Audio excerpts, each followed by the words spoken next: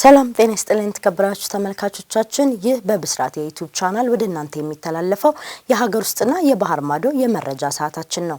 መረጃዎቹን ወደ እናንተ ያደረስኩ ሰማሃር አለባቸው ከመላው የስቱዲዮ ባለሙያዎች ጋር አብሬያችሁ ቆይታ የማደርግ ይሆናል። በቅድሚያም ወደ ሀገር ውስጥ መረጃዎች እንለፍ። ወራቤ ኮምፕሬሄንሲቭ ስፔሻላይዝድ ሆስፒታል ነፃ የላንቃና የከንፈር መሰንጠቅ ሕክምና ሊሰጥ ነው። የላንቃ መሰንጠቅ በጊዜ ካልታከመ የመስማት ችግር ሊያስከትል ይችላል። ወራቤ ኮምፕሬሄንሲቭ ስፔሻላይዝድ ሆስፒታል ከማዕከላዊ ኢትዮጵያ ክልል መንግስት ጤና ቢሮ ከስማይል ትሬንና ፕሮጀክት ሀረር ጋር በመተባበር በተፈጥሮ የላንቃና የከንፈር መሰንጠቅ ችግር ላለባቸው ነፃ የቀዶ ሕክምና አገልግሎት ሊሰጥ ነው። በመሆኑም ችግሩ ላለባቸው ህጻናት ታህሳስ 11ና 12 በወራቤ ኮምፕሬሄንሲቭ ስፔሻላይዝድ ሆስፒታል ነፃ ቀዶ ሕክምና ለመስጠት ቅድመ ዝግጅት መጠናቀቁን በሆስፒታሉ የህዝብ ግንኙነትና ኮሚኒኬሽን ኃላፊ የሆኑት አቶ አብዱል ጀባር አብደላ ለብስራት ሬዲዮ ተናግረዋል። ማንኛውም በተፈጥሮ ፈርና የላንቃ መሰንጠቅ ያለባቸው ህጻናት እንዲሁም በጤና ተቋማት በየማዋቀሩ የተለያዩ ህጻናት ከዘመቻው ቀደም ብለው አርብ ዕለት ወራቤ ገብተው በማደር የአገልግሎቱ ተጠቃሚ እንዲሆኑ ጥሪ ቀርቧል። የታካሚውና የአስታማሚው የምግብና የደርሶ መልስ የትራንስፖርት ወጪ በድርጅቱ በኩል የሚሸፈን ሲሆን በዘመቻው የአጎራባች ክልሎች ታካሚዎችም አገልግሎት ማግኘት እንደሚችሉ ተጠቁሟል። በተከታታይ በ8 ዙሮች በተደረጉ የተፈጥሮ የከንፈርና የላንቃ መሰንጠቅ ነፃ የቀዶ ሕክምና ዘመቻዎች በየ15 ቀኑ ማክሰኞ ነፃ ሕክምና በመስጠት ከ300 በላይ የሚሆኑ ህጻናትን ጤናና ፈገግታ መመለስ መቻሉንም አብዱል ጀባር አብደላ ጨምረው ለብስራት ሬዲዮ ተናግረዋል።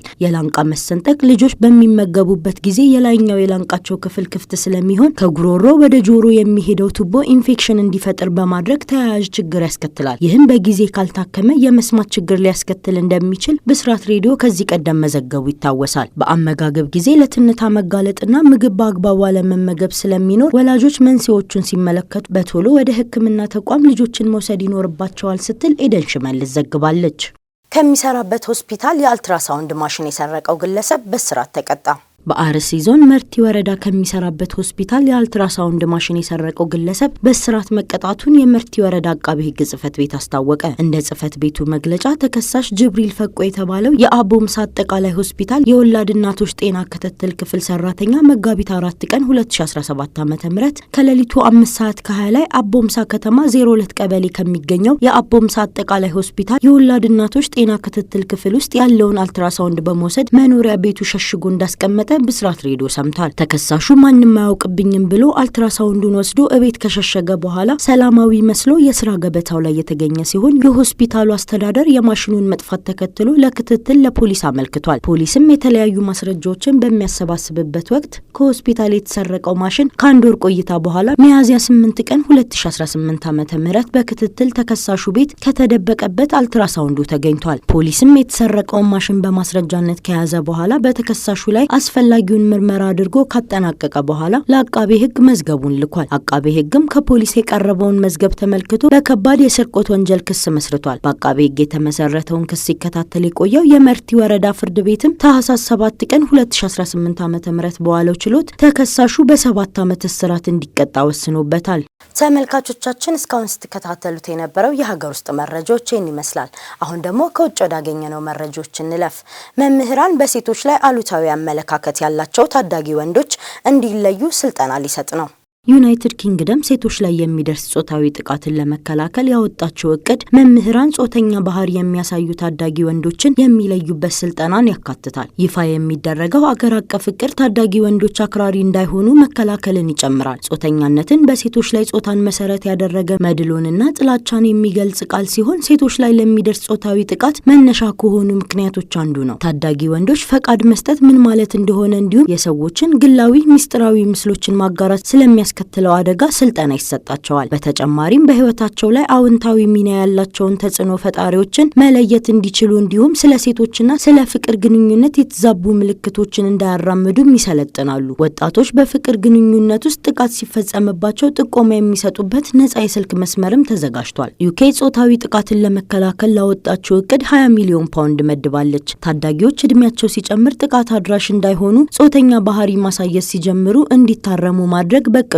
ተካቷል። ማስተካከያ ስልጠና እንዲወስዱ ይደረጋል። ስለ ታዳጊና አዋቂ ሴቶች ያላቸውን ማመለካከት ለማቃናት እንደሚሰራም ተገልጿል። ጠቅላይ ሚኒስትር ሰር ኪር ስታርመር ሁሉም ወላጅ ሴት ልጁን ትምህርት ቤት ስትሄድ በበይነ መረብ ላይ እንዲሁም በፍቅር ግንኙነት ውስጥ ሆና ደህንነቱ የተጠበቀ መሆኑን ማወቅ አለበት ብለዋል።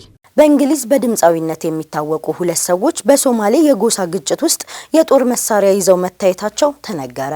በድንበር ተሻጋሪ የጎሳ ግጭት ወቅት በሶማሌ ጠመንጃ ይዘው ከወታደሮች ጋር ሲዘምቱ የታዩት ሁለት የሊቨርፑል ነዋሪዎች ወደ እንግሊዝ ሲመለሱ በፖሊስ ሊጠየቁ እንደሚችሉ ተሰምቷል። የብሪታንያ ዜግነት ያላቸው የ31 ዓመቱ አብዱልፈታህ ጉላይድና የ30 ዓመቱ ኖህ ኢኬዌ በዚህ ዓመት መጀመሪያ ላይ ወደ ምስራቅ አፍሪካዊቷ ሀገር ተጉዘዋል። ሁለቱም ከቶክስትዝ የሊቨርፑል አካባቢ የመጡ ሲሆን ጥንዶች ብሪኪንና ሬዝ በሚል ስያሜ ሙዚቃ በማቅረብ ይታወቃሉ። በተጋራው ምስል ላይ ግን የወታደራዊ ደንብ ልብስ ታጥቀው ይታያሉ። ወጣቶቹ ከወታደሮቹ ጋር ያላቸው ተሳትፎ ምን ያህል እንደሆነ ባይታወቅም የለንደን መንግስት ግን ከእንግሊዝ ወደ ግጭት ዞኖች የሚሄድና ህገወጥ ተግባርን የሚፈጽም ሰው ሲመለስ ምርመራ ይደረግበታል ብሏል። ጉላይድ በውጥረትና ከተቀናቃኙ ከኢሳቅ ጎሳ ጋር ሲፋለም ከነበረው የዋርሳ ጃሊ ጎሳ ጋር ግንኙነት አለው። በሰሜን ሶማሊያ በሳናጎ ክልል በባድሃን በሚገኝ ሆቴል ውስጥ የታዩት ጉላሂድና ኢኬዌ በተነሳው ጉዳይ ላይ ምላሽ አልሰጡም። ሶማሊያ ከመምጣታቸው አንድ ሳምንት ቀደም ብሎ ከአራት ሰዎች ጋር በመሆን በታይላንድ ፉኬት በአደንዛዥ እጽ ጉዳይ በቁጥጥር ስር ውለው ነበር። ካናቢስ ወይም አደንዛዥ እጽን በወቅቱ መጠቀም በታይላንድ ለግል ጥቅም ከሆነ ህጋዊ ነበር። ነገር ግን ያለ ፈቃድ መሸጥ የተከለከለ ነበር። ሰዎቹ በኋላ ላይ ያለ ምንም ክስ ተለቀዋል።